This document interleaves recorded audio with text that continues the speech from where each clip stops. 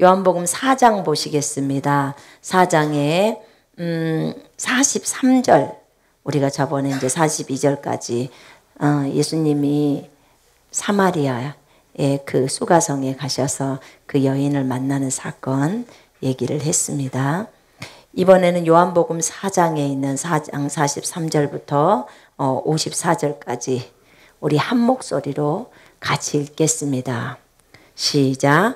이틀이 지남에 예수께서 거기를 떠나 갈릴리로 가시며 친히 증언하시기를 선지자가 고향에서는 높임을 받지 못한다 하시고 갈릴리에 이르심에 갈릴리인들이 그를 영접하니 이는 자기들도 명절에 갔다가 예수께서 명절 중 예루살렘에서 하신 모든 일을 보았음이었더라.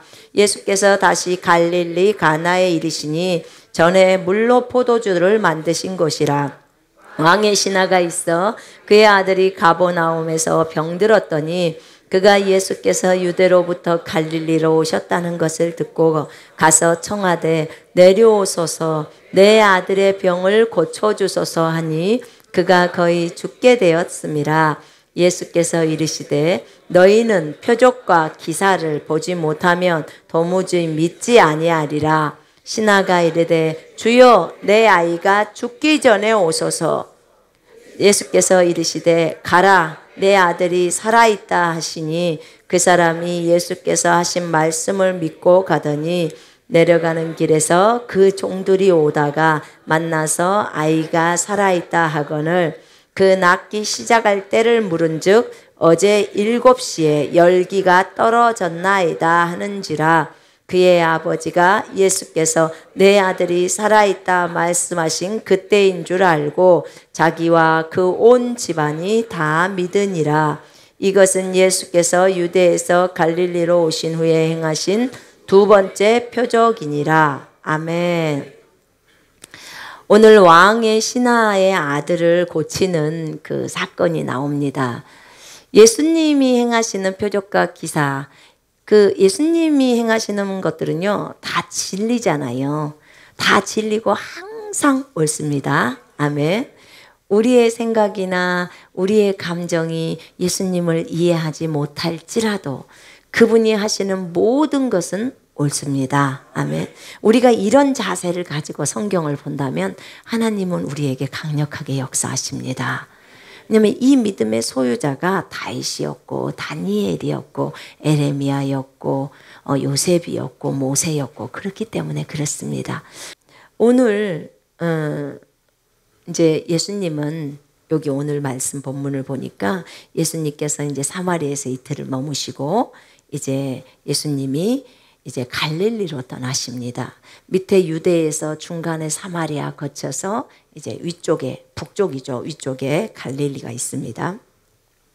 갈릴리로 가시면서 본인이 말씀하십니다. 선지자는 자기 고향에서 존경받지 못한다, 높임받지 못한다 이렇게 말을 합니다. 선지자가 자기 고향에서 높임을 받지 못한다는 거예요. 존경받지 못한다는 거예요. 예수님은 마가복음에서도 이런 얘기를 하셨습니다. 왜 근데 선지자가 자기 고향에서는 높임을 받지 못할까요? 고향에 있는 사람들은 예수님을 어릴 때부터 보았습니다. 그죠? 깐난쟁이 때부터 봤어요. 야, 쟤는 요셉의 아들이야. 아이고, 제 동생들 여기 있잖아. 제 누이도 여기 있잖아. 지금 그러면서 마가복음 5장에 보니까 예수님을 배척하더라 이렇게 나와요. 어릴 때부터 예수님의 삶을 보면서 쟤는 누구의 아들이야. 그리고 제 동생도 있고 동생들도 이렇게 있어 하면서 그 어릴 때 그 모습을 보면서 그가 선지자로 섰고 그가 하나님의 아들로 섰음에도 불구하고 그것을 믿지 않고 거절한다는 거예요. 그래서 예수님은 그 마을에 가서는요, 진짜 소수의 그 병자들을 고칠 뿐이었어요. 소수의 병자들. 근데 거기 한번 마가복음 한번 보실까요?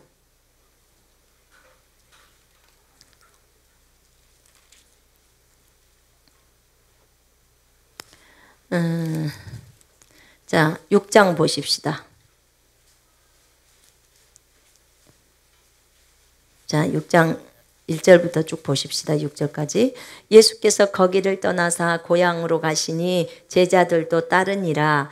안식일이 되어 회당에서 가르치시니 많은 사람이 듣고 놀라 이르되 이 사람이 어디서 이런 것을 얻었느냐? 이 사람이 받은 지혜와 그 손으로 이루어지는 이런 권능이 어찌 됨이냐? 이 사람이 마리아의 아들 목수가 아니냐? 야고보와 요셉과 유다와 시몬의 형제가 아니냐? 그 누이들이 우리와 함께 여기 있지 아니하냐 하고 예수를 배척한지라. 예수께서 그들에게 이르시되 선지자가 자기 고향과 자기 친척과 자기 집 외에서는 존경을 받지 못함이 없느니라 하시며 거기서는 아무 권능도 행하실 수 없어 다만 소수의 병자에게 안수하여 고치실 뿐이었고 그들이 믿지 않음을 이상히 여기셨더라. 아멘. 그러니까 자기 집, 자기 고향, 자기 친척에게는 존경을 못 받는다는 거예요. 그런데 이 부류 외에서는 선지자가 다 존경을 받는다는 거죠. 근데 이분들이 보니까 이 사람 마리아의 아들 목수가 아니냐? 예수님의 직업이 목수였습니다. 저한테 Q&A 때 어떤 분이 혹시 예수님은 목자가 아닙니까? 이렇게 물어봤어요. 양을 치지 않았냐고. 그러니까 양무리들을 돌보니까 사람인 양무리를 돌보니까 목자가 아니었냐고. 그러나 예수님은 그냥 진짜 직업적인 일은 목수 일을 하신 거예요. 목수를. 여기서 목수라고 나옵니다. 그래서 예수님의 동생들 야고보, 요셉, 유다, 시몬 또 그의 누이들 이렇게 나오죠. 그러면서 배척한지라 거절하는 거예요. 근데 그러니까 예수님이 거기서는 아무 권능도 행하실 수 없어 다만 소수의 병자에게 안수하여 고치실 뿐이었고 권능을 행하실 수 없대요. 주님이 권능을 행하실 수 없다니 이게 뭔 소리까? 주님은 못하시는 것이 없는데 그런데 본인들이 치유받기를 거절하니까 여기서 치유의 권능을 행하실 수가 없는 거예요. 왜냐하면 사람에게는 자유의지를 주님이 주셨잖아요. 그죠? 주셨으니까 존중하는 거예요. 여러분 우리가 진짜 복음 전하려고 애 많이 쓰잖아요. 가족들 복음 전할 때 제일 힘들잖아요. 그죠? 저도 예전에 저희 오빠들한테 복음 전하다 진짜 우리 오빠 술 먹고 있는데도 옆에서 제가 복음 전했거든요. 술상이 엎어져 있어요. 막 엎어버려요. 막 그만 말하라고 말하지 못하게. 그러든지 말든지 또 합니다. 지옥 관계. 그렇게 하는 거예요. 근데 이렇게 복음을 전해도 안 믿으면 어떻게 돼요? 나는 열심히 전하지만 그가 안 받아들이면 지옥 갑니다. 맞죠? 자기 자유의지를 주님이 존중해주고 자유의지를 줬어요. 자유에는 뭐가 따르죠? 책임이 따라요. 본인이 안 받아들이면 지옥을 선택하는 겁니다. 자동 선택이에요. 본인이 예수님을 받아들이면 지옥이 아닌 천국이 선택되어지는 것입니다. 아멘. 얼마나 좋아요. 그런 것처럼 치유도 똑같습니다. 질병이 왔을 때 내가 치유받기를 원해야 합니다. 여러분 이 원함은요 자유의지예요. 내가 원해야 돼요. 이제 요 뒤에 보시면 알겠지만 예수님은 네가 낫고자 원하느냐 이렇게 물어요. 네가 낫기를 원하느냐? 여러분 우리 다 원하십시다. 아멘. 다 원하셔야 합니다. 제발 그 완고한 마음, 완악하고 그 고집스러운 마음 좀 버려야 합니다. 우리가 자존심 이렇게 세워봤자 무엇이 하나님 앞에서 자존심을 세우겠습니까? 창조주 앞에서. 그죠? 절대로 하나님 앞에서 자존심 세우면 안 됩니다.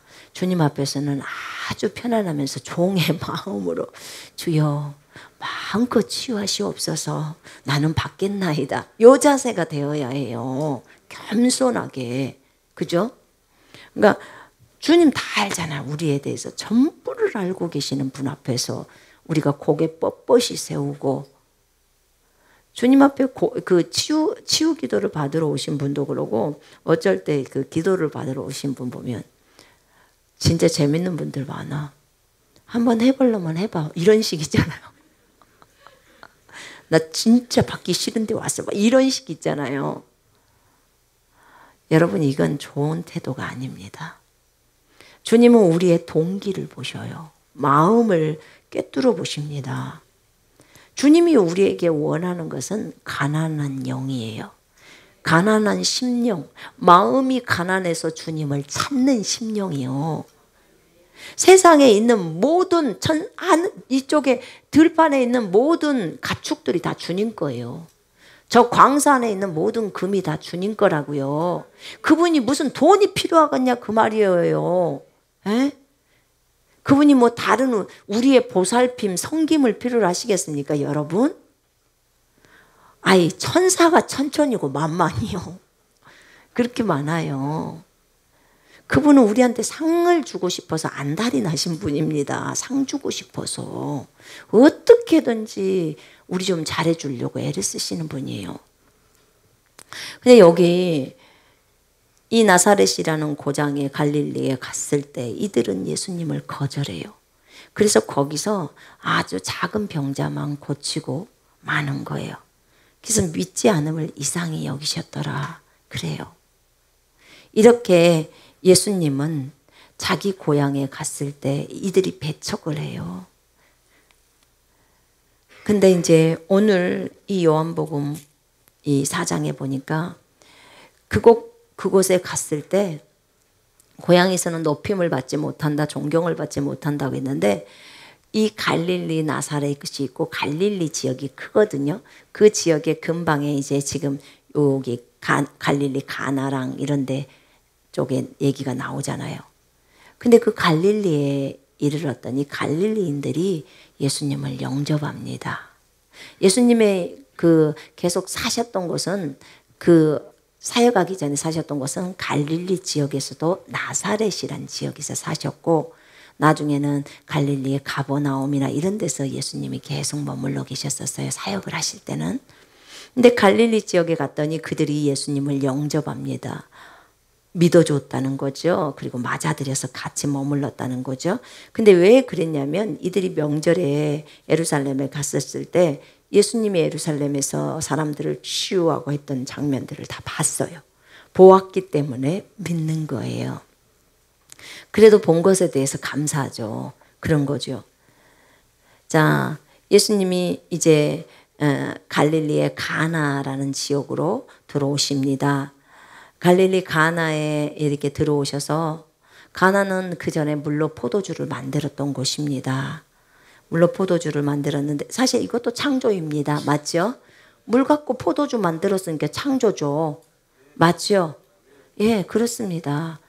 우리가 그냥 아무것도 없는 상태에서 간장치킨 나와라. 그러면 그것도 창조예요. 예, 그것도 창조입니다. 근데 그냥 다른 어떤 물질을 가지고 전혀 다른 물질을 만드는 것도 창조입니다. 아멘. 예.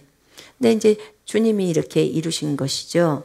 갈릴리 가나에서 물로 포도주를 만든 사건이 첫 번째 표적이었고요. 두 번째 표적이 지금 왕의 신하의 아들을 고치는 사건입니다.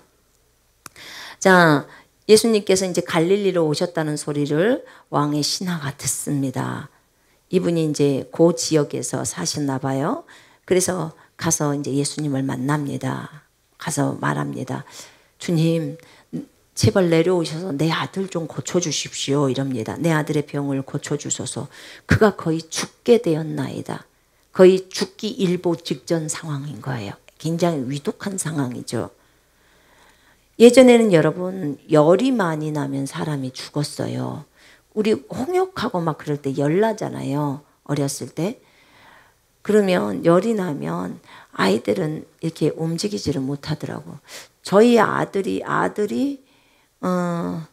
예전에 질병에 걸렸을 때 보니까 제가 주신 분도 주시오 취해 가신 분도 주님이시니 주님을 찬양하리이다. 요거 하고 나서 진이가 살아났거든요. 그러니까 어떻게 아팠냐면 설사하고 그 다음에 열나고 그 다음에 토하고.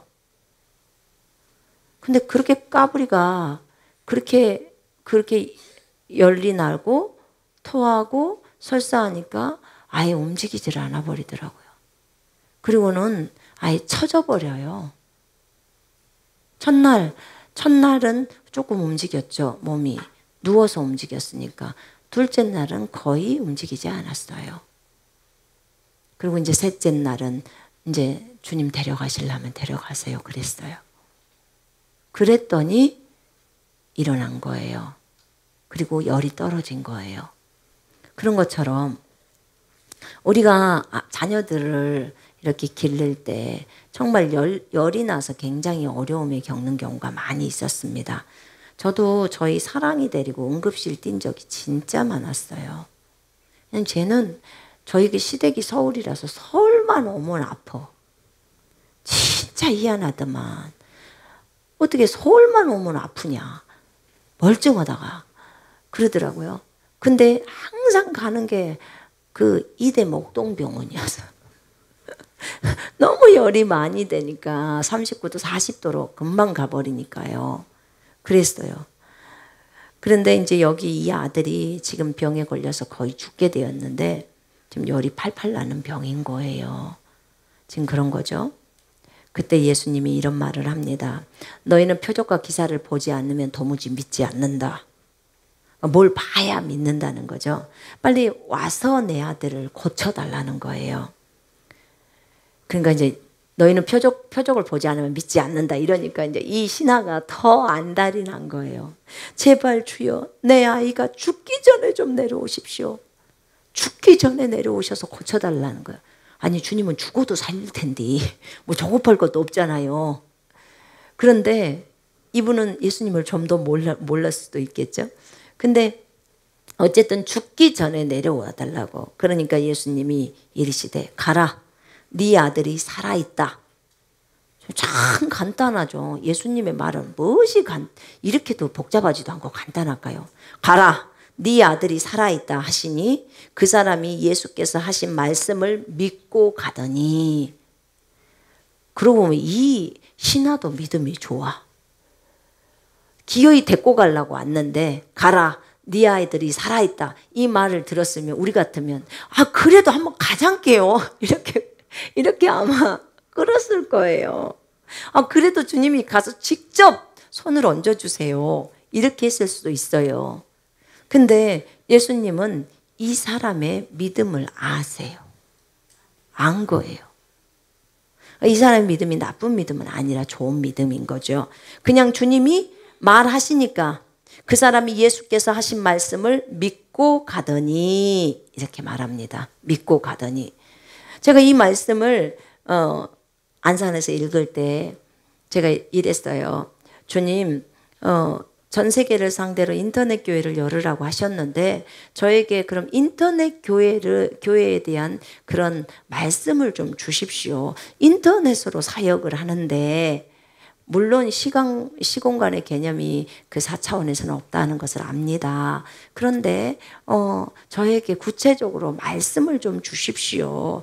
인터넷으로 하게 되면 내가 거기다가 보이지도 않는 사람 앞에서 방송을 해야 되는 거고 그 다음에 거기서 그냥 안수해서 기도해야 되는 거고 그러는데 주님 말씀을 주십시오. 그랬을 때 주님이 이 요한복음 4장 50절을 준 거예요. 저에게. 그래서 제가 적어놓은 거예요. 인터넷 치유사역 이렇게 적어놓은 거예요. 이걸. 그 지역을 가지 않고 고쳐주심. 예수께서 이르시되 가라, 네 아들이 살아있다 하시니 그 사람이 예수께서 하신 말씀을 믿고 가더니. 아멘. 주님은 그곳 그 아들이 있는 지옥으로 가지 않았어요. 안 갔어요. 곧 죽는다니까요. 안 갔어요. 근데 말씀을 여기서 했어요. 근데 그 시간에 그곳에 있던 그 아들이 치유를 받아요. 아멘. 여러분, 영적인 세계에는 시간과 공간의 개념이 없습니다. 여러분이 여기서 예수 이름으로 명령하노니 하고 저 영국에 있는 마귀를 쫓아내도 나갑니다. 다 돼요. 안 되는 게 없다고요. 우린 진짜 너무나 사역이 편안한 거예요. 굳이 거기까지 2시간씩 차를 타고 가야 될 이유가 없잖아요. 그런 거죠. 근데 이분이 말씀을 믿고 가더니 내려가는 길에서 그 종들이 오다가 만나서 아이가 살아있다고 말을 해요. 주인님, 아이가 살아있습니다. 그러니까 그 주인이 물어봐요. 언제 낳았느냐? 그 낳기를 시작한 때가 언제냐? 이렇게 물어요. 낳기를 시작한 때. 잘 들어보세요, 여러분. 낳기를 시작한 때를 물은즉 어제 7시에 열기가 떨어졌나이다. 낳기를 시작한 때. 여러분, 낳는 것에서 시작점이 있다 그 말이에요. 점진적인 치유가 있다 그 말입니다. 여러분, 즉각적인 치유가 있고 치유에는 두 종류가 있습니다. 즉각적인 치유가 있고 점진적인 치유가 있습니다. 즉각 치유는 손 얹자마자 아니면 말하자마자 전체가 완벽하게 모든 증상이 다 사라져 버리는 거예요. 완벽하게 끝나는 거예요. 그런데 점진적인 치유는 뭐냐면은 어떤 부분이 하나씩이 해결되는 거예요. 근본적인 것부터 걷어지는 거예요. 그러면서 점점 없어지는 거예요. 근데 저에게 주님이 얘기하실 때 즉각적인 치유의 좋은 점도 점진적인 치유의 좋은 점도 다 있는 거예요. 우리는 생각할 때 즉각적인 치유를 가장 원합니다. 그리고 그게 가장 좋습니다. 그러나 그 사람을 위해서 그 즉각 치유가 좋냐? 꼭 그런 것만은 아니에요. 왜냐하면 즉각 치유를 해줬더니 9명의 문둥병자는 세상으로 도망가 버렸습니다. 1명만 남았습니다. 그죠? 야, 10명 안 고쳐줬어? 근데 9명 어디 갔어? 이럽니다. 이 사마리아 이방인 외에는 없어? 하나님께 영광을 돌리러 온 사람이 이 사람 하나밖에 없어? 문둥병이 치료가 됐는데 하나님께 오지 않아요. 하나님 감사합니다. 이렇게 안 한다 그 말이에요. 여러분, 맞습니다.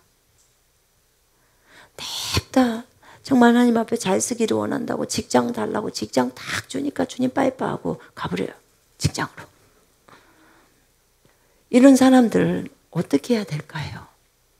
여러분, 진짜 원하는 것은 치유의 궁극적인 목적은요, 낫는 게 아니에요. 치유의 궁극적인 목적은 주님과 깊어지는 겁니다. 주님을 긴밀하게 아는 거예요. 제가 주님이 물었어요, 저한테. 치유의 목적이 뭐냐? 그랬더니 낫는 거요. 내가 딱 그랬어요. 그리고 답이 100점인 줄 알았습니다. 근데 틀렸어. 틀렸대요. 그럼 뭐예요? 그랬더니 주님하고 교제하고 깊어지는 거예요. 관계가 깊어지는 거예요. 주님을 알아가면 알아갈수록, 자 보세요. 내가 질병이 5개가 있어. 그런데 주님이 오늘 나를 1개를 고쳐주셨어. 그러면 4개는 비록 남아있지만 주님이 고쳐주셨다는 것 때문에 주님 앞에 계속 머물러 있어요. 그러면서 더 주님을 알아가요. 그리고 이제 그 다음날 주님이 또 1개 고쳐줬어. 그러면 3개 남아있죠. 그러면서 계속 또 주님 앞에 머물러 있으면서 주님을 배워가는 거예요. 이렇게 꾸준히 가는 사람은요, 안 도망간대요, 세상으로. 안 도망간다는 거예요. 근데 보통은 도망가는 사람이 어떤 사람이냐? 즉각 치유 받는 사람들이 도망가요. 즉각 치유 아시죠? 즉시로 다 낫는 거예요. 그 사람은 자기가 즉시로 나았기 때문에 그냥 도망가요. 제가 말씀드렸잖아요. 여러 번 그런 경험했다고. 우리가 화장실 갈 때랑 갔다가 나올 때랑은 마음이 다릅니다. 아시죠? 갈 때는 조급해도 나올 때는 아주 편안합니다.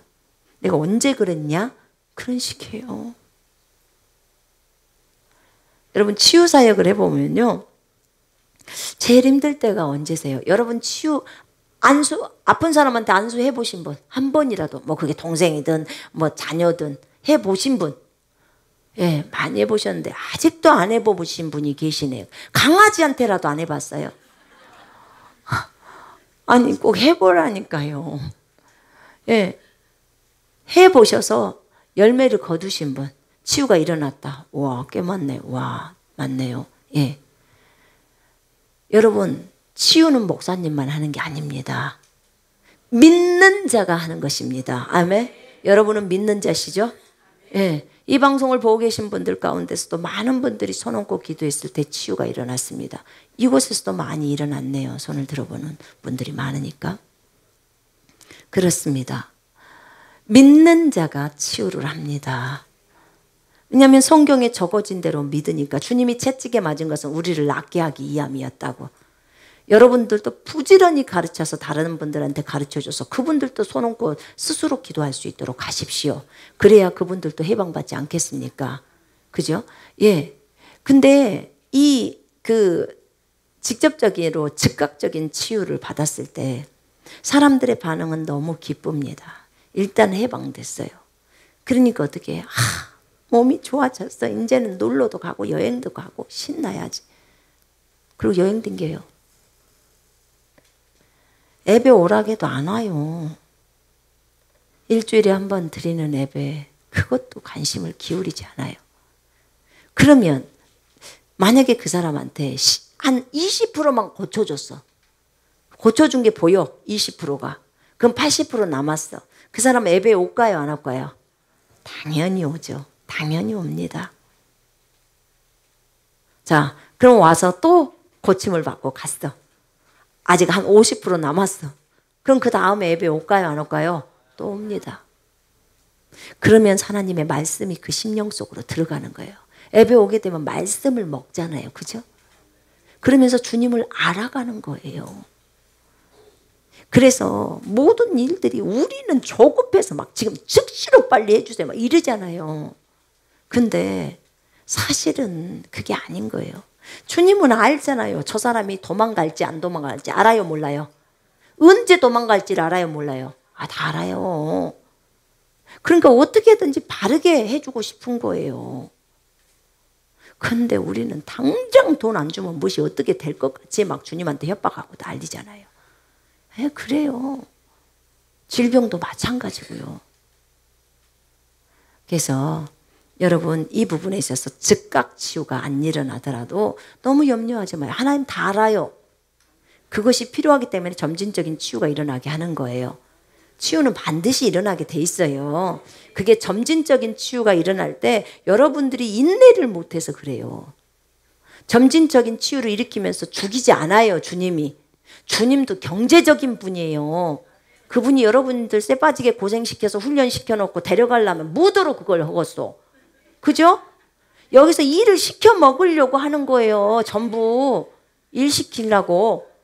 근데 일을 시키려면 주님을 알아야 되니까 그래서 조금씩 진행시켜 가는 거예요. 아주 굉장히 나는 빨리 가고 싶다. 방법이 있습니다. 전부 내리세요. 전부 자기의 육신적인 거 다 버려버려요. 그러면 즉시로 올라간다고 했어요. 즉시로 그 원하는 만큼 레벨이 올라간대요. 근데 그것을 보석이라고 생각하는데 그 뱀이고 똥을 보석이라고 생각해요. 그러니까 못 올라가는 거예요. 많은 분들이 그 암에 걸리거나 무슨 희귀병 걸리면 굉장히 무서워하세요. 여러분 가장 안전빵 가르쳐 줄까요? 어떤 질병에 딱 걸린다 그러면 가장 먼저 하셔야 될 것은 먼저 죄를 빨리 회개하는 거예요. 빨리 회개하시고 두 번째 예수 이름으로 이제 질병 명령 내리기 전에 뭘 하냐면 먼저는 회개하시고 두 번째는 뭘 해버리냐면 빨리 목숨 갖다 주님께 넘겨버려야 되는 거예요. 하나님 제 몸은 영 이제 목숨 주님 앞에 드립니다. 주님 사역을 위해서 주님의 복음을 위해서 사용해 주옵소서. 나의 빚이든 나의 몸이든 주님께 다 드립니다 하고 몸을 넘겨버리라 그 말이에요. 그러면 완전히 이거는 자원에서 넘겨졌기 때문에 주님이 쓰시기에 합당한 조건이 딱 되는 거예요. 그죠? 이제 주님한테 넘겼는데 주님이 그 영혼 데리고 가서 묻어갔어요. 여기서 열심히 일 시켜야지. 자기 스스로 바쳤는데. 그죠? 자기 스스로 바쳤어요. 그러니까 너는 할 말 없어? 그러니까 너는 내 거야? 그러니까 내 마음대로 내가 시킨 대로 난 너를 써먹을 거야? 그러니까 그대로 순종해. 이렇게 하는 거예요. 그럼 뭐예요? 나에게 주신 사명을 이루기까지는 안 죽어요. 이 땅에서. 제가 말했잖아요. 주님도 경제적인 분이라니까요. 그분도 다 따지십니다. 여러분들 데려가서 거기서 무에다 써먹을 거예요. 가서 찬양이요? 천사들 찬양 많이 하고 있어요. 미리 가신 분들이 다 찬양하고 있다고. 지금 현재 이 시대에 살고 있는 분들이 이 땅에서 복음을 증거해야 되잖아요. 그죠? 복음을 증거해야 되기 때문에 여러분이 일찍 데려가시려고 안 해요. 아, 일찍 가고 싶다고요? 그 얘기세요? 네. 그 일찍 가실 분들은 또 가십시오. 그러면 나는 너무 가고 싶어서 못 기다린다. 제가요 너무 가고 싶다고 주님한테 말씀드렸어요. 너무 한날은 울다가 주님 나 너무 주님 곁에 가고 싶다고 그랬더니 주님이 지금은 오면 안 된다고 하셨어요. 지금은 오지 말라고 하셨어요. 이 땅에서 해야 할 일이 있다고 했어요. 사실 주님도 우리랑 함께 있고 싶어 한대요. 그런데 이 땅에서 예수님의 입과 손과 발이 되어야 할 존재들이 지금의 교회인 거예요. 여러분인 거예요. 그래서 너희들이 내 입이 되어주고 내 손과 발이 되어줘서 저들에게 복음을 증거해야 한다는 거예요. 그리고 주님이 저한테 달래주면서 하시는 말씀이 뭐였냐면 나중에 계속해서 같이 살 수 있잖아. 이렇게 얘기했어요. 나중에 계속해서 같이 살 수 있대요. 그러니까 지금은 이 땅에서 일 좀 해 내 대신 지금 그 얘기예요. 그러니까 일찍 가려고 생각하면 아마 하늘나라 가면 욕먹을걸요. 뭐라고 욕먹을 거냐면 이기주의라고 욕먹을 거예요. 너는 네 생각만 해서 나랑 재밌게 놀려고 해서 오지만 그럼 나는 어떡하냐, 저 애들은 어떡하냐, 누가 건지냐 이렇게 나와요. 주님은. 그러니까 주님이 너무 보고 싶더라도 조금만 참아요. 아셨죠? 조금 참고 할 일 다 마치고 가십시오. 아셨죠? 그래서 두 번째는 먼저 뭘 하라고요? 첫 번째 회개하고 두 번째는 빨리 자기를 드려버리라고요. 주님 앞에 생명을 드리라고요. 제가 여기 그 암 때문에 오신 분들이나 이런 분들 있잖아요. 희귀병들 그런 분들한테는 혹시 생명 드리셨습니까? 이렇게 물어요. 아이들이 어린데 병원에서 엄청난 소리들을 애기들한테 해요. 그럼 엄마들은 너무 겁나하잖아요. 그리고 이제 와요. 그럼 이 애기 하나님께 드렸냐 했더니 안 드렸대. 참 간도 크다. 어떻게 이렇게 그 질병이 이렇게 들었다는 소리를 지금 들은 지가 언젠데 아직까지도 아기를 안 드렸냐고. 그랬더니 몰랐다는 거야. 아기를 드려야 되는지를. 그런 거죠. 그래서 애가 아프거나 자기 본인이 아프거나 그럼 먼저는 회개를 하시고 두 번째는 빨리 몸을 들여버리는 거예요. 주님 앞에. 그러면 이제 주님이 사용하십니다. 자기를 드린 사람은 안 죽여요. 진짜로 안 드렸든지 가짜로만 그렇게 살짝 말만 하고 쫙 뺐든지 뭔가 그런 것들이 있었던지가 있었겠죠. 그렇게 하는 거고 그 다음에 세 번째는 그 다음에는 해야 될 것이 이제 예수 이름으로 질병을 내쫓으면 돼요. 회개했으니까. 그렇게 하면 질병은 떠나갑니다. 여러분 질병을 두려워하지 마요. 무서워하지 마십시오. 물론 질병은 신명기 28장에 의하면 율법의 저주에서 왔습니다. 율법의 저주에서 왔어요. 질병이 오는 이 조건에는 지금 거기 5장에 보면요. 38년 된 병자가 있어요. 38년 된 병자가 있는데 이 병자가 38년 동안 누워 있어요. 그런데 주님이 뭐라고 하냐면 이제 주님이 너 침상 들고 가라 이렇게 한 거예요. 그래서 나았어요. 그 사람이. 그런데 나았는데 이제 성전에서 만나요. 자기는 이분이 예수인 줄도 몰라. 이 환자였던 사람이. 근데 이 사람을 예수님이 만났을 때 예수님이 그럽니다. 보라 네가 나았으니 더 심한 것이 생기지 않게 다시는 죄를 범하지 말라. 그럼 이 사람의 그 질병은 죄 때문에 왔다는 거 아시겠죠? 죄 때문에 오기 때문에 빨리 죄를 해결해버리고 그 다음에 예수 이름으로 내어 쫓아버리라는 거예요. 아멘. 내가 육신적일지라도 제 자신이 육신적일지라도 내 생명을 먼저 주님 앞에 내어놔 버리면 주님은 그 육신적인 나를 고치셔서 깨뜨리시고 이러면서 나를 사용해 가십니다. 근데 나를 안 드렸잖아요. 나를 안 드렸으면 이거는 보장성이 없어요. 확실한 보험 보장성 가르쳐 드릴까요? 생명을 주님께 드리세요. 아멘. 그러면 받아요. 주님으로부터. 그랬잖아요.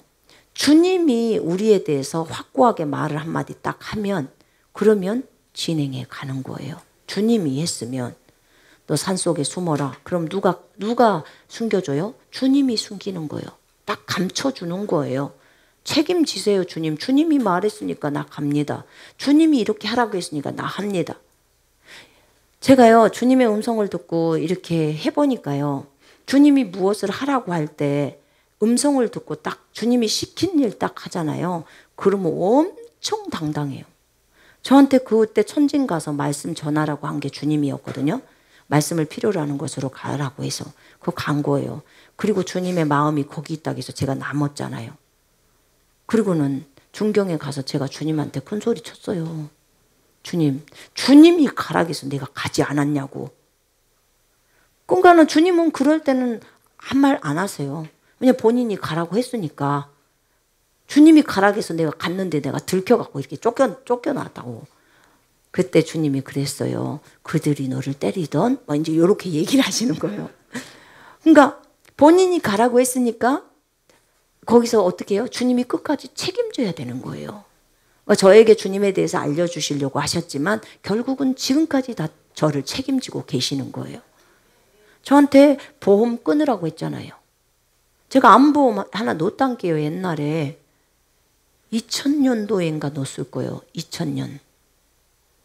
그럼 지금부터 18년 전인가 네. 그때 넣었는데 내가 진짜 그때 몇 번 넣었을까? 금방 넣은 지 얼마 안 됐어. 근데 나한테 보험 끊으라고 했어요. 그러면서 내가 너의 보험이다. 내가 너의 보험이다. 여러분 이런 말 들으면 막 가슴이 불안불안해요. 뭐시여 해악하는 소리네.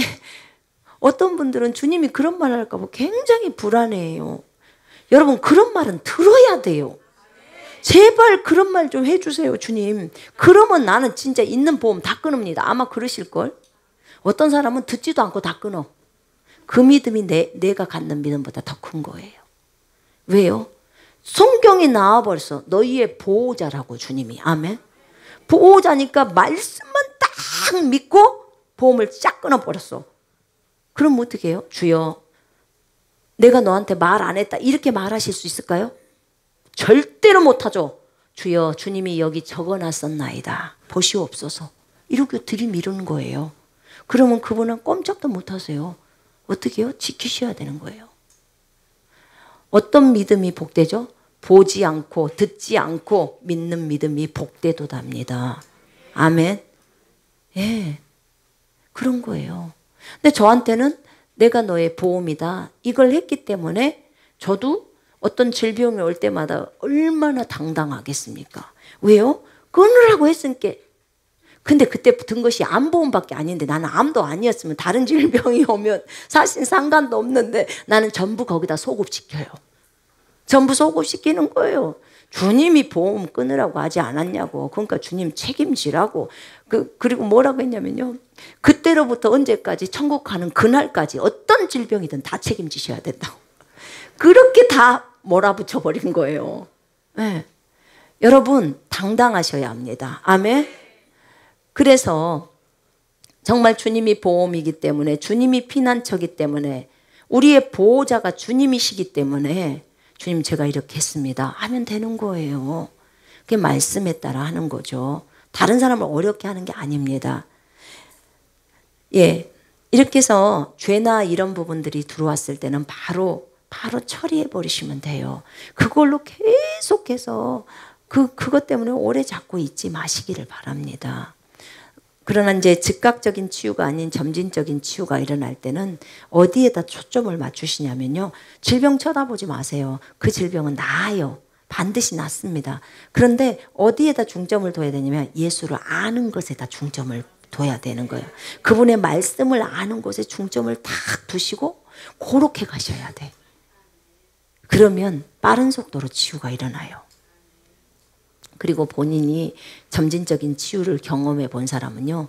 다른 사람에게 안수했을 때 점진적인 치유가 나타납니다. 내가 경험해 보면 그 사람한테도 말해 줄 수가 있어요. 그죠? 그런 거예요.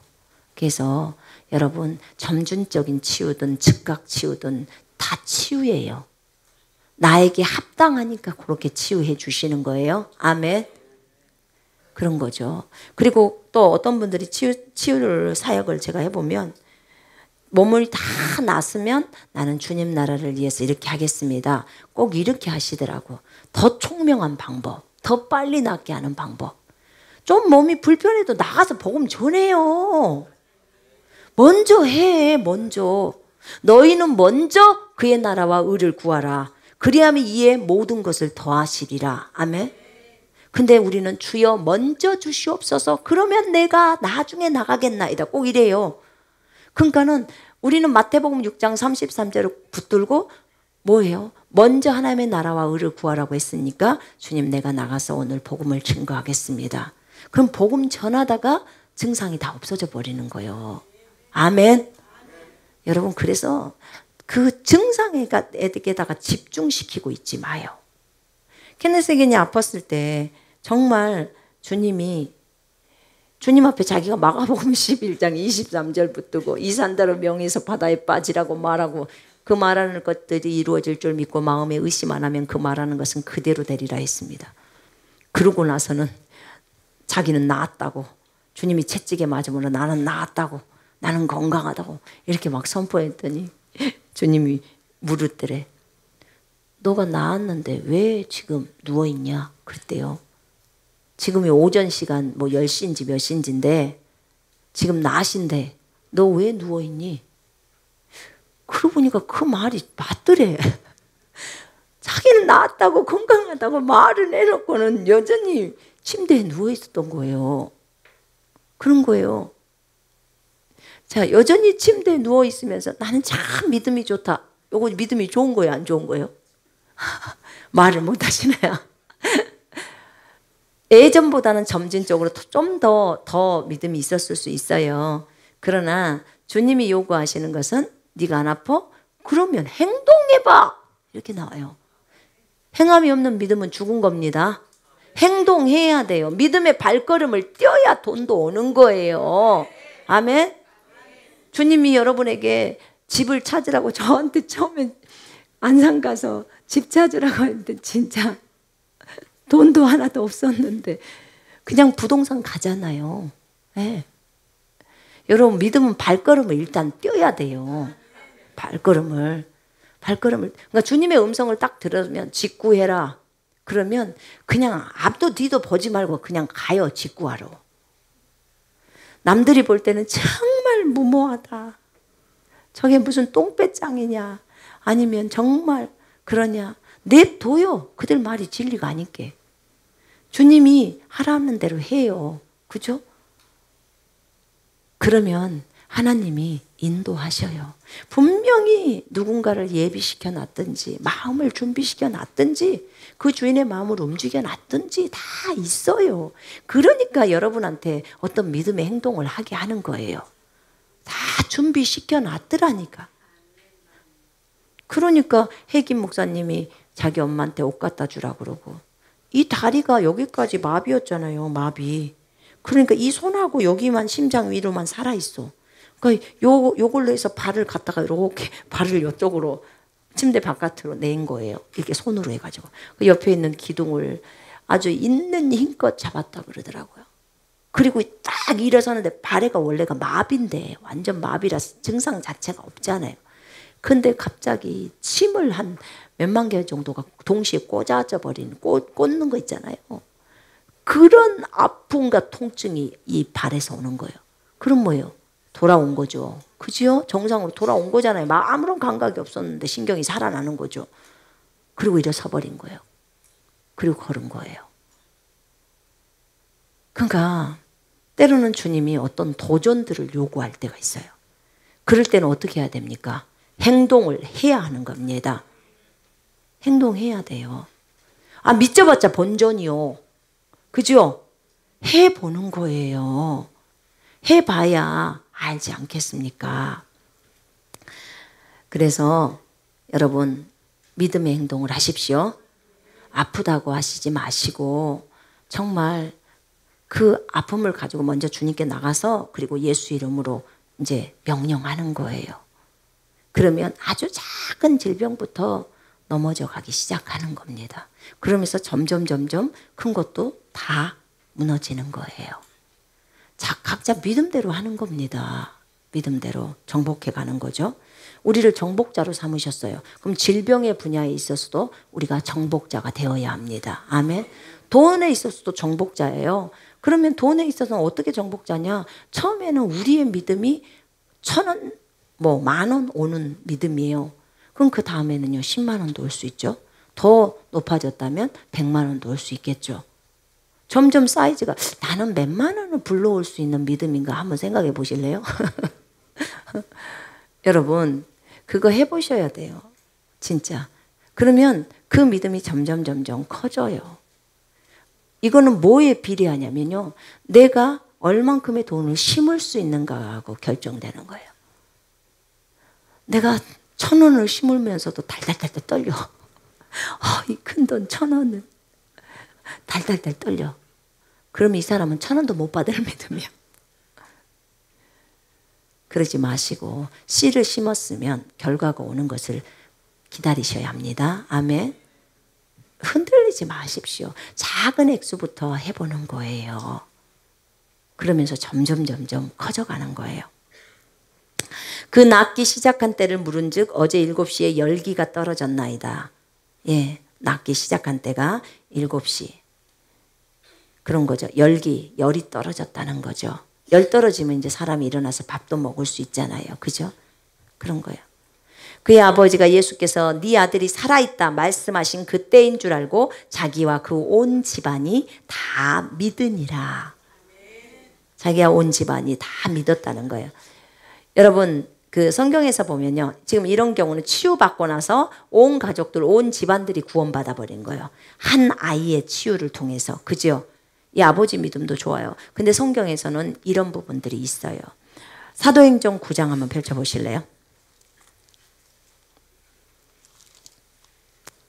사도행전 9장에 보면 자 9장 32절에 그때 베드로가 사방으로 두루 다니다가 루따에 사는 성도들에게로 내려갔더니 거기서 애니아라는 사람을 만나매 그는 중풍병으로 침상위에 누운 지 8배라. 그러니까 이 사람이 성도예요. 애니아가. 베드로가 이르되 애니아야 예수 그리스도께서 너를 낫게 하시니 일어나 네 자리를 정돈하라 한데 곧 일어나니. 예수님이 아까 참 예수님 너무 쉽게 말하지 않아요. 가라 네 아들이 살아있다 이렇게 말했죠. 근데 베드로 보세요. 애니아야 예수 그리스도께서 너를 낫게 하시니 일어나 네 자리를 정돈하라 이렇게 말했어요. 너무 간단하게 말해요. 예수님이 하는 거 다 따라하세요. 베드로는. 여러분 우리도 다 전부 따라해야 돼요. 예수님이 하시는 거. 예수님이 어떠하면 우리도 어떠하잖아요. 그죠? 네, 이렇게 따라하는 거예요. 그런데 곧 일어나니 루따와 사론에 사는 사람들이 다 그를 보고 주께로 돌아오니라. 제 성경에는 루따와 사론에 사는 모든 사람들이 다 주께로 돌아왔다고 나와요. 오메 그 마을 전체가 다 예수께로 돌아와 버린 거예요. 이 애니아의 중풍병 하나를 치유함 받는 것을 보고 정말 귀하지 않아요? 여러분 이 치유를 통해서요 복음이 증거가 되는 거예요. 그죠? 이 치유 한 사람이 치유됐을 때 많은 영혼들이 예수께로 돌아옵니다. 그래서 치유를 통해서 복음의 역사가 일어나는데 여러분 이거는 뭐냐면 이거는 지역 사람들이 구원받는 거잖아요. 지역에 전체에 있는 사람들이 치유를 통해서 한 사람의 치유를 통해서 구원을 받는 건데 주님이 저에게 알려줄 때 영혼을 낚는 방법에는 2가지가 있다고 했어요. 그것이 한 가지는 낚싯대를 사용하는 거고 또 한 가지는 그물을 사용해서 사람을 잡는데 치유만을 연구해서 치유를 일으켜서 영혼을 잡는 거 부유를 연구해서 부유를 통해서 사람들을 주께로 돌아오게 하는 것은 낚싯대로 영혼을 건지는 거래요. 와 우리 경우 같아서 이거 보니까 지금 마을 사람들이 다 돌아왔는데 이걸 낚싯대로 주님은 표현하시는구나. 네, 낚싯대라고 하십니다. 낚시질을 할 때는 한꺼번에 많이 잡아도 한 마리나 두 마리예요. 그죠? 한 마리, 두 마리가 여전히 계속 올라오는 거예요. 그죠? 근데 주님은 이렇게 말했어요. 그물망으로 잡을 때는 큰 바다에 나가서 그냥 훑어버리는 거예요. 쫙 하면 그냥 싸그리 잡아버리는 거예요. 그럼 양이 어떤 게 많아요? 그물망이 훨씬 많죠. 그죠? 양이 굉장히 많습니다. 한꺼번에 뭐 몇백만 명 이렇게 전부 다 예수께로 돌아와 버린다든지 이런 거예요. 지금 이 양을 얘기할 때. 근데 이 그물망으로 사람을 잡는 방법은 뭐라고 하셨냐면 자기 부인이라고 말씀하셨어요. 자기를 다 내려버리잖아요. 자기를 싹 내린 사람은 여기 보세요. 나의 육신적인 것이 30%였어. 주님의 것이 70%였어. 그런데 여기서 나의 육신적인 거 30%마저도 싹 내려버렸어. 그럼 남는 것은 오직 70%야. 아니 100%야. 주님이야. 그죠? 주님이 돼버린 거예요. 그러면 너희가 걸어만 가도 전부 사람들이 회개하고 치유가 일어난다는 거예요. 이게 그물망으로 낚는 방법이래요. 내가 있으면 좌우지간 안 돼. 그죠? 치유는요, 예수의 이름으로 불러오는 것이지만 아직도 내가 있을 수 있어요. 내 육신적인 것들이 있을 수 있다. 그 말입니다. 그러나 자기를 버리는 삶을 통해서 치유가 일어난다면, 이 영혼들을 건지는 거라면 자기가 없으니까 전부 나오는 건 예수니까 그냥 걸어가면 기름 부음이 일을 쫙 한다는 거예요. 기름 부음이. 그 일을 쫙 하니까 그냥 지구들, 우리가 볼 때는, 겉사람이 볼 때는 지구들 혼자서 회개, 지구들 스스로 다 회개해버리고 지구들 스스로 치유를 받는 것처럼 보이는 거예요. 근데 나는 그냥 지나가는 것 뿐이에요, 길을. 근데 하나님께서 그렇게 역사를 하신다는 거예요. 어떤 게 더 훌륭하고 좋은 거냐 딱 물으셨어요. 그러니까 제가 두 번째요. 난 그물망 하겠습니다. 제가 그랬어요. 그물망. 그래서 너희들에게 자기를 버리라고 내가 그렇게 하는 거다. 그 얘기를 하셨어요. 여러분 뭐 하실래요? 그물망 할래요? 낚싯대 하실래요? 그물망 하시려면 자기를 다 버려야 되는 거예요. 우리 다 버리십시다. 아멘. 정말 우리 많은 영혼 낚으십시다. 마지막 대추수가 있습니다. 주님이 있대요. 있는데 그 추수할 일꾼들 길러내라고 저한테 그랬어요. 여러분, 그 추수할 일꾼들을 군사라고 주님은 표현하셨어요. 예수님을 아는 존재들. 예수님을 알지 않으면 그물망이 되겠습니까? 아니, 나를 버리는 것은 예수를 안 만큼 버려지는 거예요. 아멘. 예수님을 내가 80% 안다. 그러면 나는 80%를 버려버리는 거예요. 내가 예수님을 90% 안다. 그러면은 나는 90%가 버리고 10%만 남은 거예요. 예수님을 100%로 안다. 그러면은 완전 나는 싹 갖다 버려버리는 거죠. 그런 거예요. 그러니까 성경에서 이런 말이 있던가요? 베드로후서에 예수 그리스도를 알므로 은혜와 평강이 더해진다고 적어져 있잖아요. 은혜나 평강이 우리 안에 있는 건데 그것이 몸 밖으로 나온단 말이에요. 더 꽉 차게 나온단 말이에요. 뭐 할 때? 주님을 알 때. 알아야 돼요. 알려면 어떻게 해야 돼요? 기도하면서 주님하고 교제해야죠. 그때 알려줘요. 주님이 계시를 다 알려줘요. 나는 이런 하나님이다. 예수라면 어떻게 할지 한번 생각해봐라. 이게 전부 주님이 알려주는 거잖아요. 그때 하나씩 하나씩 깨져요. 내가 하나씩 다 깨뜨려져 버리는 거예요. 내려져 버리는 거예요. 쉽게 내려버립니다. 주님을 알면 알수록 쉽게 내려요. 제가 말씀드렸잖아요. 제가 그 성서집내교회를 6년인가 처음에 예수 믿고 나서, 그리고 나서 또 목포에 가서 또 한 6년 다녔는데 거기 같이 있던 형제가 나한테 그 얘기를 하더라니까요. 우리한테 문자 보내고 우리 성서집내교회 다녔던 거 그거 아예 빼든지 하라고. 그런 거 저희 문자 받았거든요. 근데 거기에 대해서 그냥 빼주려고 그래요. 그냥 그러라고. 그럴 생각이에요. 거기에 대해서 다투고 싶은 생각도 없어요. 왜요? 그가 내 형제잖아요. 여러분 형제면 다퉈요? 안 다퉈요. 근데 주님은 또 그 얘기도 하셔서 형제는 다투기도 한대 너네들이. 재산 싸움 나면 박 터진다는 거예요. 평생 안 봐버린대요. 가족인데도 또 재산 싸움으로. 근데 그를 자녀로 품으라는 거예요. 저한테. 그를 자식으로 한번 봐보라는 거예요. 왜냐면 하나님은 항상 우리를 자식으로 보니까. 그러니까 전부 다 품는데 전부 다 싸움 안 하시고. 그런 것처럼 너희가 그들을 자식으로 한번 봐보면 자식한테 부모가 이기겠어요. 부모가 뭔 자식하고 싸움한다요. 그냥 다 줘버리지. 그죠? 부모들은 다 알아요. 이 말의 무슨 의미인지를. 부모의 마음으로 바라보면 뭘 싸울 거예요. 그래? 그렇게 그러냐? 그래? 그럼 내가 그렇게 해줄게. 그냥 그런 거예요. 저도 그렇게 해주려고요. 주님이 저한테 그렇게 보라고 했거든요. 그래서 다퉈야 될 이유도 없고요. 이러면서 뭘 배워요? 점점 나를 내리는 거예요. 예수님을 알아가는 거예요. 누군가가 여러분에게 그렇게 말하면 어떻게 할 건데요? 여러분도 다 해야 될걸요?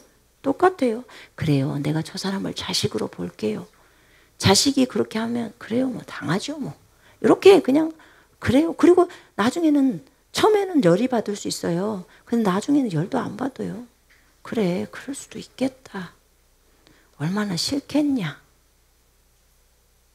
왜냐면 저희 성서집례교회 쪽은 저거 안 해요. 방언 같은 거 안 해요. 그러니 내가 방언하고 막 이러면 얼마나 그러겠어요. 근데 어쩌겠어요. 몰라서 그런 것을. 우리가 이미 성경을 알아버렸는데 이미 예수님을 너무 많이 알아버렸는데 여기서 물릴 거예요? 물릴 게 아니잖아요. 그죠? 그럼 모두 다 품고 가야 되는 거죠. 그래요. 여러분, 하나님은 참 좋으신 하나님이십니다.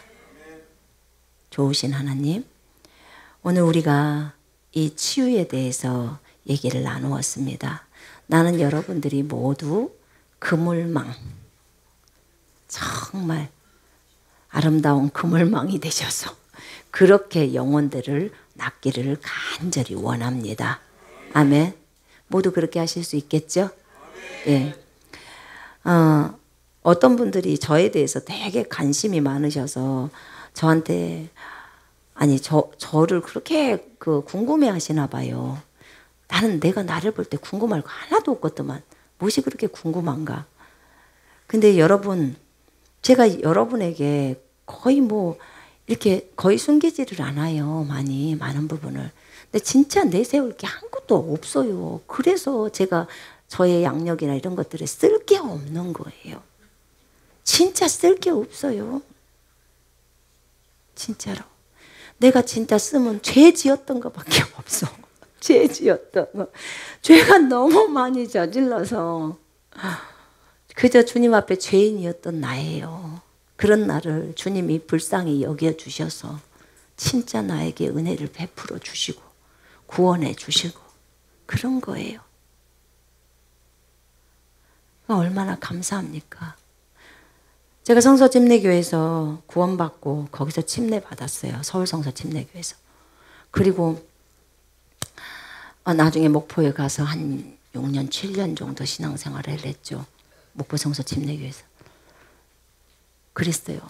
근데 그때 양다리 걸치고 살다가 내가 성령 침례를 받게 됩니다. 저희 새벽기도 때 새벽기도 특별 새벽기도 했는데 두 사람이 특별하게 이렇게 변화가 있었어요. 한 자매는 방언을 받아버렸네. 방언을 안 하고 싶었겠지만 툭 나와버렸어. 우리는 방언은 끝났다고 이미 그거 완전히 그쪽은 이게 생각도 안 한 쪽인데 나와버렸으니까 얼마나 눈치들이 그렇게 했겠어요. 그걸 보고 우리 남편은 또 내가 방언하면 이단이라 했으니까 절대 방언 주지 말고 나는 말씀 주세요, 말씀 주세요, 말씀 주세요 이랬던 거예요. 근데 내가 성령 침례를 받고 나서 진짜 생각이 많이 바꿔지고 내가 회개를 많이 하고 또 주님의 음성을 듣기 시작하면서 주님하고 깊은 관계 속에 있었어요. 그러다가 제가 서울로 서울 성경 침례교회라는 곳으로 가서 거기에서 우리가 펜사콜라 성경 신학원이라는 그 신학원을 나왔어요. 3년짜리를. 거기서 3년간의 삶이 있다가 목포로 내려가서 저희가 교회를 개척했어요. 3년 한 4개월 개척했나? 그리고 저희가 이제 중국 선교사로 나가게 되었어요. 중국에서 10년 사역을 했죠. 만 10년. 10년 조금 더 되게. 그러다가 추방당했어요. 제목은 3가지. 복음 전파, 교회 개척, 설교. 이게 저희 제목입니다. 그리고 저희가 2014년도 5월에 나왔다가 6월 달에 들어갈 줄 알았더니 못 들어가고 계속 있었던 거예요. 그리고 2015년도에 안식년 좀 하고 2015년도에 안산에서 교회 개척해서 2년 동안 책 쓰고 영상 찍고 인터넷 교회 열으라고 그래서 저희가 이곳에다 수원으로 가라고 했어요. 그래서 여기 와서 인터넷 교회를 했어요. 이게 저의 양력이에요. 내세울 게 한 것도 없어요. 무엇이 있어야 내세우제라.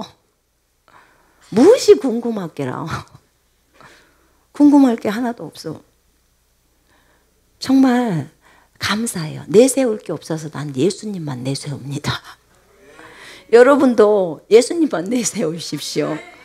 아니 무엇이 인간의 겉껍닥에서 볼 게 있냐 그 말이에요. 예?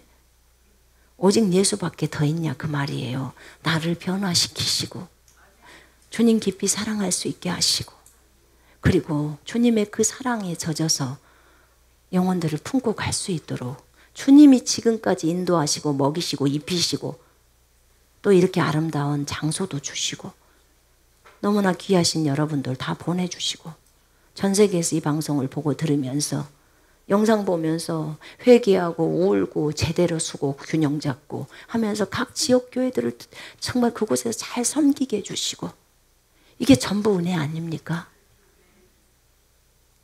이게 전부예요. 아무것도 없어요. 그리고 제 남편은 김천겸입니다.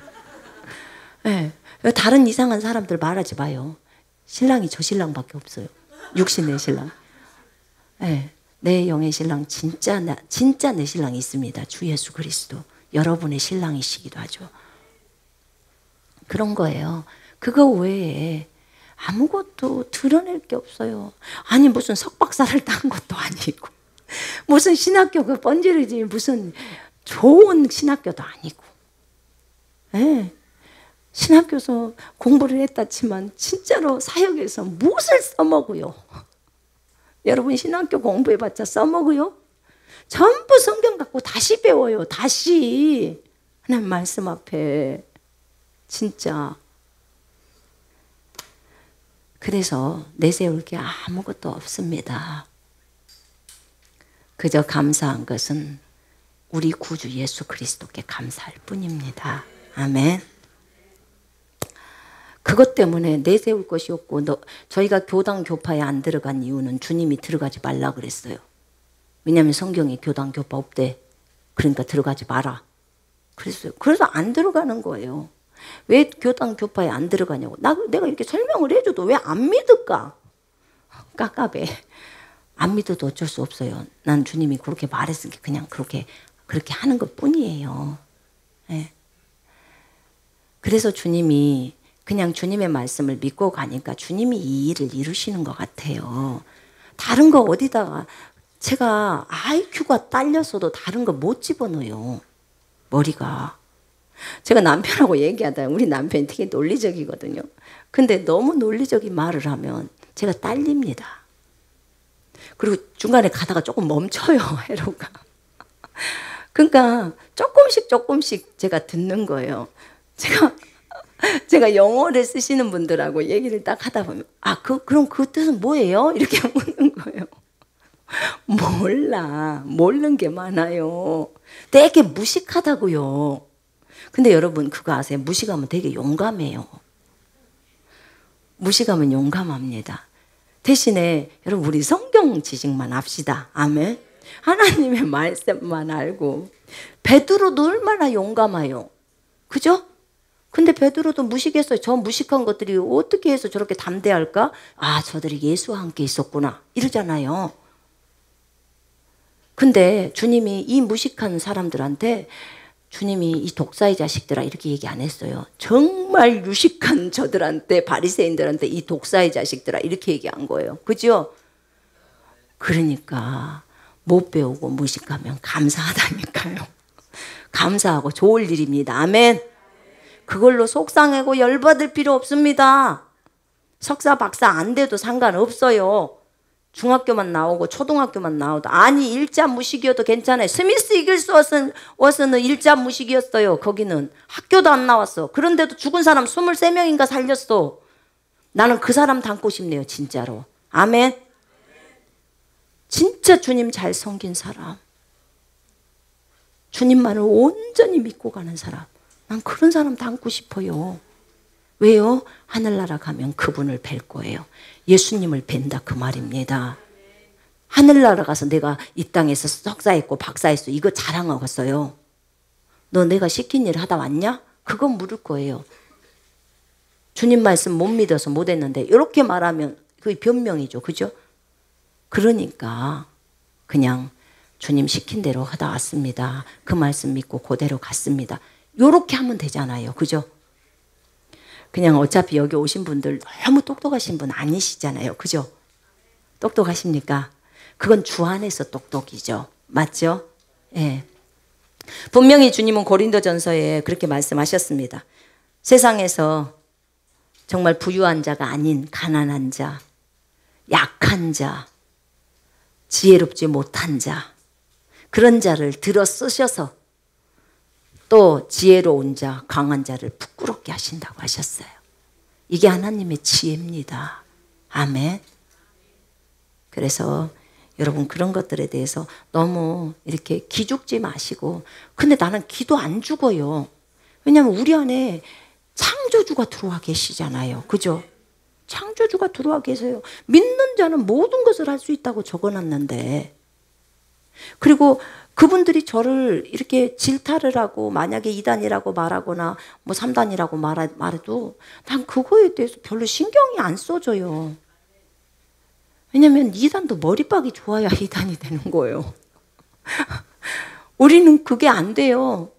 그러니까 그냥 성경대로 계속 그냥 그거 보고 그대로 따라가는 것을 2단이라고 한다면, 뭐 예수님도 2단이란 소리 들었고 바울도 들었는데 우리라고 못 들으면 그건 진짜 아니잖아요. 그래서 여러분 그런 것들에 대해서 두려워하지 맙시다. 하늘나라에서 주님 앞에서 주님이 야단 맞을 것, 주님 앞에 야단 맞을 것을 두려워합시다. 사람의 말은 진리가 아닙니다. 주의 말씀이 진리입니다. 아멘. 여러분들 이왕 정말 이왕 정말 이 주님 한 분만 바라보고 말씀만을 보고 따라가기로 결정했으니까 확실히 빠져요. 빠지려면 확실하게 말씀에 빠져버리라고. 그래서 말씀 외의 것들은 다 쳐버리고 가자 그 말이에요.